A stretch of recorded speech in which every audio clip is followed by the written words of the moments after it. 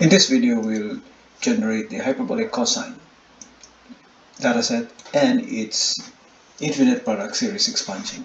To begin with the dataset of the hyperbolic cosine, so array formula. Hyperbolic cosine of x values negative 2.8 to positive 2.8.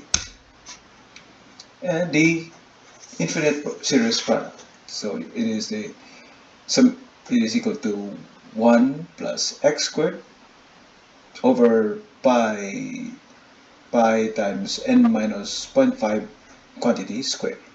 And the value of n is from 0 to or 1 to infinity. So we can start from 1 up to infinity. 9 is good enough for infinity. And the expansion, so array formula of these 1, that is 1 plus, so 1 plus x squared, so x squared raised to the power of 2. And this is divided by the denominator. It has two terms. The first one is, so the quantity pi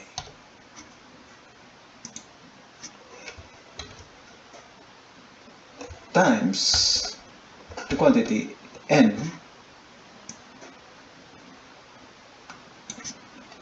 minus 0.5, and this is squared, so raised to the power 2, both.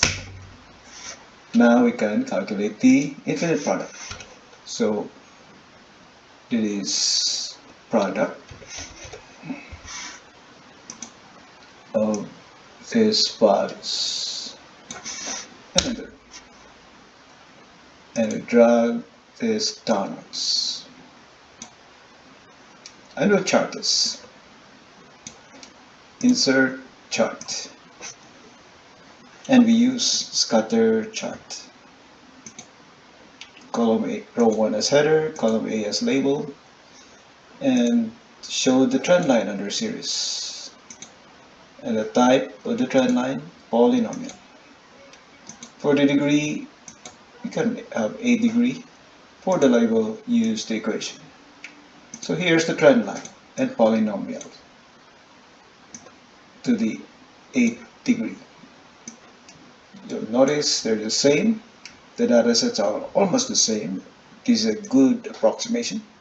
And the polynomials are the same. So 1, 0x, 0.5 x squared, this is close to this 0.489, 0x cubed, 0.0417, 0.361, there's a bit of an error. As the power increases, the error increases. That's because our limit of n is only from 1 to 8. If you want to reduce the error, you can go as far as infinity, and that will reduce the error.